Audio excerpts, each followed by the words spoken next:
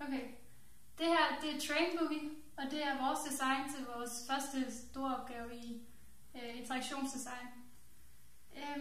Og det er et design ned til Aarhus Banegård, ned til deres perroner.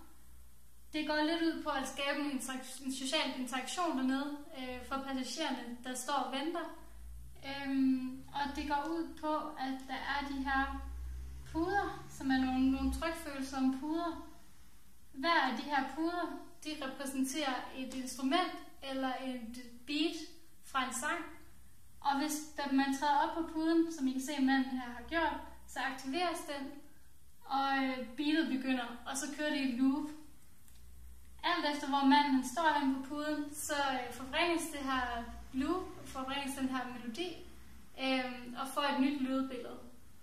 Hvis at der er to, der er i spil, så er det f.eks. en guitar og en tromme, der spiller, og sammen der komplementerer de hinanden og får et helt andet lydbillede. Så igennem interaktion kan man altså skabe et helt tredje lydbillede, man ikke vil kunne skabe, hvis man står der alene. Hvis alle de her de er aktiveret og bliver brugt, så afspilles hele den sang, som lydbilledet er taget fra. Lyden omkring de her puder, den er centreret, så at den ikke er til gene for de ventende passagerer, der vælger ikke at deltage. Så det er en frivillig interaktion, men er også meget uforpligtende, så det er ikke nødvendigt, at selvom man venter på perronen, at man deltager. Men samtidig så kræver det ikke særlig meget af den ventende at deltage, så derfor skulle det gerne friste at være med. Det her, det er så en miniatyrmodel af togperronen nede på Aarhus Hovedbanegård. Og her har vi simpelthen lavet de her knapper, implementeret de her knapper, og også lagt en funktionalitet i gennem et Arduino-board. Og vi har to personer her, som er nede på perronen, som så kan træde op på de her puder her. Og alt efter hvor hårdt den her person trykker, hvor meget personen vejer, så ændrer lyden sig, som kommer. Og det samme herover, alt efter hvor hårdt han trykker, så ændrer lyden sig. Og hvis I så sammen trykker, så kan de skabe en helt tredje lyd.